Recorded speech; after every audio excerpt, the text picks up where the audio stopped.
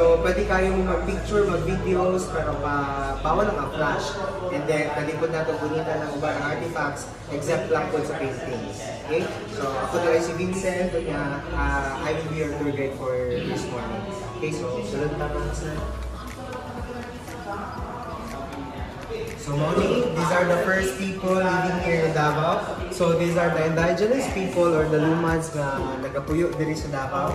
And we also have the Muslim or Islam po living here in Davao. So to begin with, natay Matigsalog tribe, Tagabawa tribe. So si Tagabawa tribe po, Moni ang represent sa Vice President Inday Sara Duterte during the sona of our President Bongbong Marcos last year. So dili po ito siya na-issue na nag-cosplay, nag-clown. Pero I cannot blame those people naman. Wala kong din sila kay Tagabawa tribe. So mo ito yan ang point ko dito is that kanang para ma-known si Tagabawa tribe. Okay? And then we also have the Ata tribe, Obomanobo tribe, and the Bogo tribe. So each tribe, na sila ginatawag ng deputy mayor o kanang spokesperson of the tribe. Okay? And then, natay Muslim. So, Iranon tribe, Kagan tribe. Familiar ba mo sa ila? Hindi, no? Ako po, same ta. Kasi ang always ang natapanugan is Maranao tribe and Tausug tribe. Bira lang po si Maguindanao. So, dili, si Tausug tribe and Maranao tribe, sila mga business-minded tribe.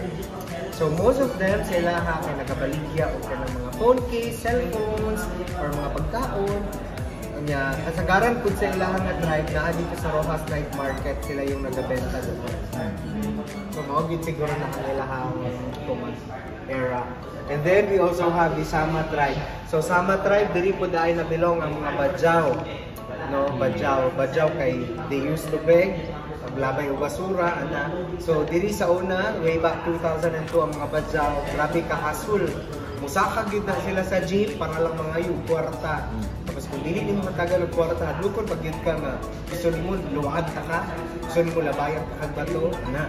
Pero gisolusyonan na sa mong government, under our former President Rodrigo Duterte, giyatagan silang budget para at least na sila makahasol, no? So karon mga Badjao diri sa Davao, wala na kayo makita na nagalimos, kay wala dito, nana sila yung negosyo.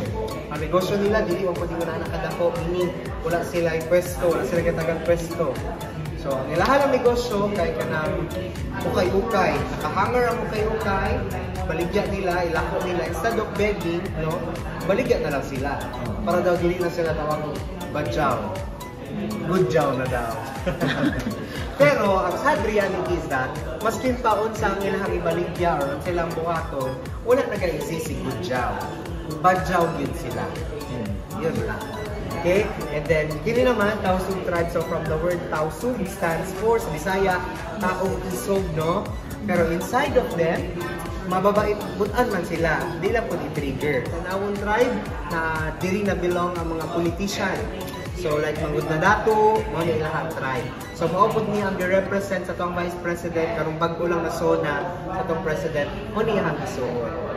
Okay? So, again, sila ang Muslim living here in Davao. Sila, sa city ni sila nagapuyo. Kinipod sa, sila pod kaysa bundok. So, munakog lang ni sila diri sa Davao during araw ng Davao or Kadayawan. Para mag-celebrate. Okay? And then, napod tayo lolo ni Coco Martin. Pero joke lang. Okay? So, pero di siya connected kay Coco Martin. So, he is Elias B. Lopez. He is a full-blooded Bagobo, muni iyahang tribe, na nahimong mayor dito sa Davao. So, he is a lawyer and he is also a product ng UP Diliman. Pero maulang po niya iyahang actual type. Medyo putot-rapod siya. Actual type. Okay? Tapos kini, this is Tangkulo headpiece or head cover. So, ang nagasuot lang ani is katong leader or chieftain sa mga Lumans. So, kung naamoy ma-observe na siya'y buhok, no? Pero kini siya, dili siya ordinary hair. Kasi, this is a horse hair.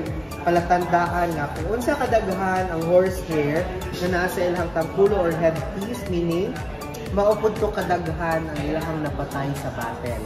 Per strand. Pero purely, ma'am, sir, sa battle, dinitong ka na murag niagi lang ka, tapos gidunggab ka sa fiesta, man siguro to, no? So, kini sa battle, good nila, ha? Okay? And then this one, this is kabil or bedded bag, so morning sling bag nila. So this is made of abaca. So sa abaca, the more na nababasa, the more tumigibay, especially sa salt water. And then this one, this is a battle quid box, butanganan sa ginasulti nila ng nganga or mama. So ako wala mo kung kaabot na anino, kamo kaabot mo. Oh, kato nganga nila. Muni mag-color orange sila hang bibig, no? And then iluwak nila para daw ginagamit nila ni para daw ang ipon kay malig-on. Ang uban sa ilaha po ginagamit ni mordiosi sa ilaha. And then this one, kini, this is gador. This is a brass vessel. And this is always present in the Moro royal family. So kung naman yung unani sa inyo habalay, consider the Moro as a royal family. So mo yung pamahiin nila na pagka nang ikasal ang Islam or Muslim or royal family sa ilang family, the girl, you need to have something, no? So maghatag ka sa ilaha. So mo yung tanganan. So diri ginabutang itong jewelries, house title, land title, diri butang ihatag sa babae. Kasal na tayo sila. Pero karon pwede na daw Gcash. Madawat na daw silang Gcash.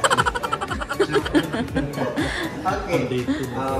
Okay, kini, this is Talang Food Tray. So sa ilaha, diri sila nag-boodle fight.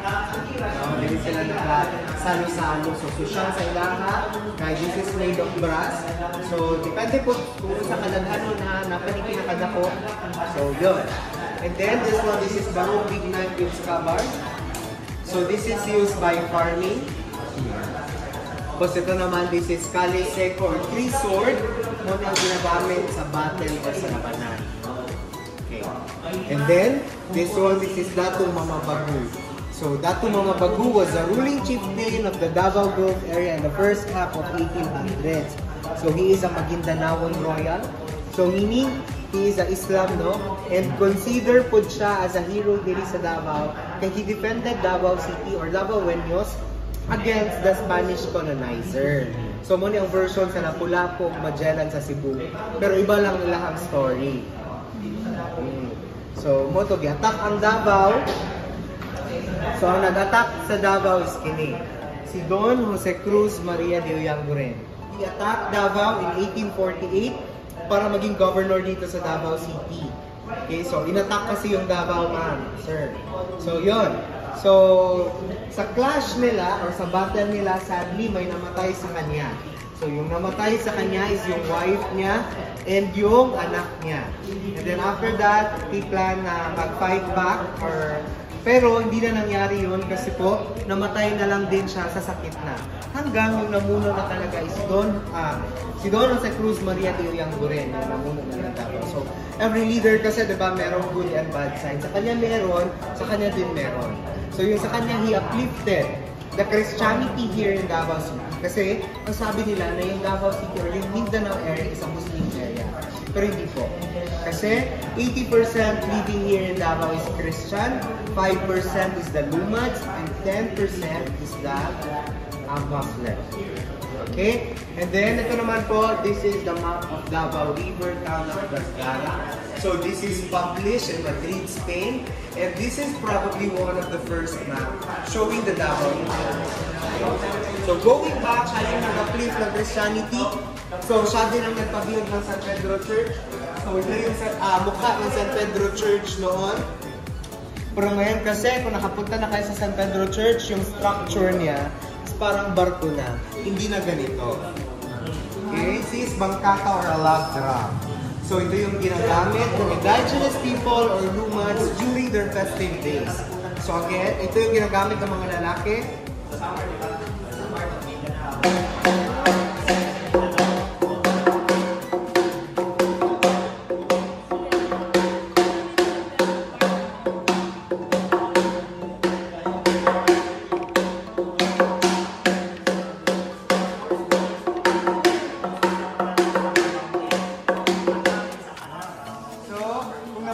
It sounds like hollow, ma'am, sir. Pero hindi po siya hollow kasi this is pure solid.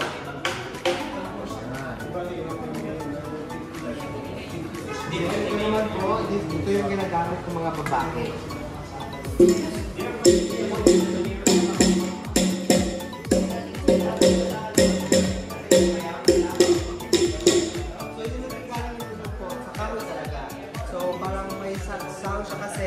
Nakahang siya.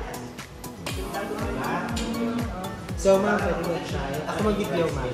Pimuha niyo sa tapos, kaya namin yun. So, ito po. Borrow mo na, ma'am, ha? So, ito po is ganito. 1, 2, 1, 2, 3. 1, 2, 1, 2, 3. Tapos, sir, pwede itong 1, 2, 1, 2, 3. Or, pwede ka mag-create sa imuhang sounds. Mas lingon sa lang. So, ganito. Pagbilang ko ng 3, makatago na kayo. Joke lang. So, pagbilang ko ng 3, you all start playing, okay? And then when I say stop, you all say Madayaw Davao. So, Madayaw meaning good and beautiful. So, pag sabi ko ng stop, Madayaw Davao. Ganon. Okay? Yon. Okay. 1, 2, 3, go!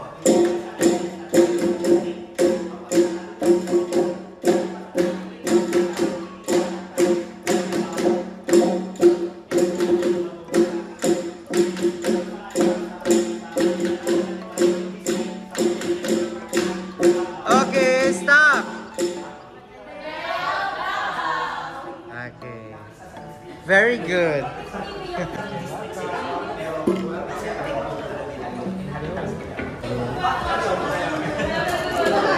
Okay, so proceed tayo. So ito pala ay saluroy, no? Or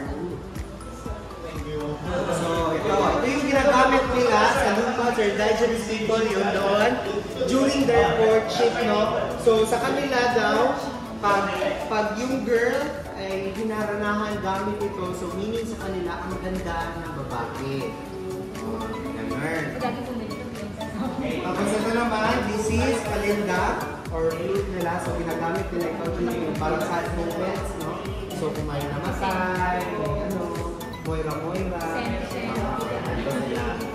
Okay.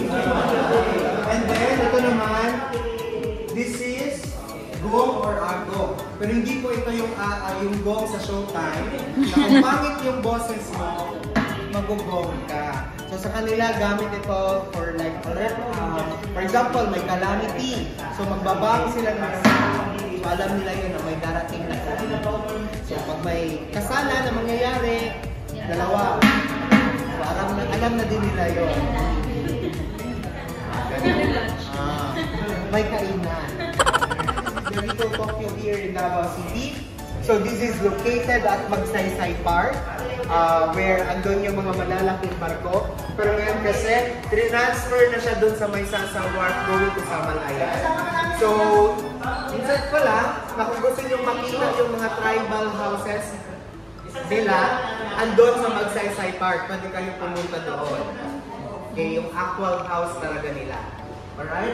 And then ito naman, this is abaka. So ito yung pinu-produce nila before. Ngayon kasi mahirapan na yung abaka, no? Yun. And then, during the World War II, so ito yung pumadpa dito sa Davao City. So this is the tail of a Japanese bomb. Totoong bomba. Pero tail na lang siya. Wala kayong body niya. Kasi hindi ka siya.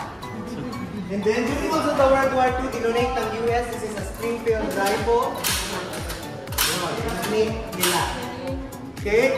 And then ito, manual typewriter. And then ito naman, abacus or Chinese calculator. Pero hindi ko lang po alam paano gamitin to. So, yan. And then, this is a 2-person cross capsule. So, before, they do the manual thing like this one. No? So, imagine before, grabe, no? Ang laki. Tapos, 4 lang sila. So, parang ilang araw bago matapos.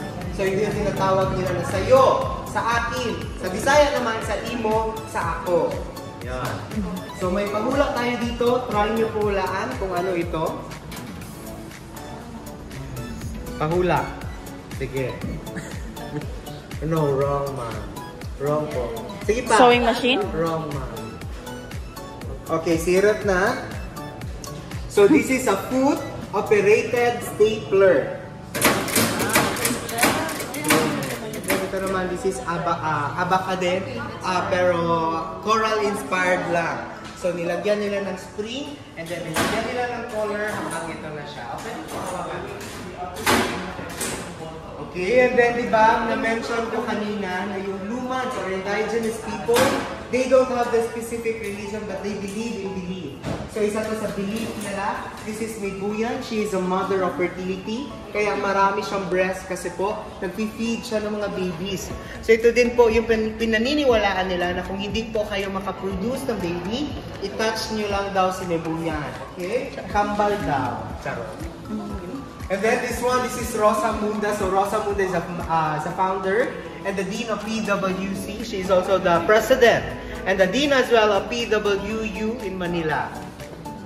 Ganito naman, this is a still life of durian. So kumakain ba kayo ng durian, ha? So kung hindi naman, okay lang yon. Kasi pwede nyo i-try yung durian candy, durian yema, durian ice cream. Yung story ko naman sa durian is I used to like durian before. Pero ngayon kasi even the smell, hindi ko na matake. Pero okay lang yun. Okay? And then, share ko lang. And then this is milk can and cheese presser. So makikita to sa Malagos Garden. Isa din sa tourist spot dito sa Davao where you can also do there yung parang chocolate making through cacao. Okay? Tapos ito po, this is the Carinderia stool of our former President Rodrigo Duterte when he was a mayor pa. Kasi he used to eat in a Carinderia. So parang may upuan na talaga siya doon, no? So sa Sanas Carinderia. So dinimake na nila dito para mapuntahan niyo daw. And then ito naman po, this is the first 911 telephone here in Davao City. So again, nag-start yung 911 way back 2002 under our former President Rodrigo Duterte. So kung nawala kayo dito sa Davao, hindi kayo taga Davao, pwede tumawag ng 911. So ngayon baka mabalikan nyo ako, paano ako tatawag sa Davao? Hindi ko nga alam yung lugar sa Davao. No? So if you call 911 lang po, the agent will ask you sa pinakamalapit na poste dito sa amin. Kasi yung poste namin dito may mga number yon. So pag bigay mo yung number sa agent, malulupit ka agad, mapapakuha po kayo agad. Tapos, hindi lang kung nawala ha, pati may emergency, pwedeng tumawag ng 911. Alam ko ngayon din may bagong 888 pero complaints naman yon. Okay, and then ito naman, this is the first family from Davao City. So this is Paulo Duterte, Vice President Inday Sara Duterte, currently po our Mayor, Sebastian Baste Duterte, and sa second family ng ating former President Rodrigo Duterte is si Kitty Duterte. So dito sa Davao City, meron kaming The Punisher, meron din kaming The Puncher. Joke lang.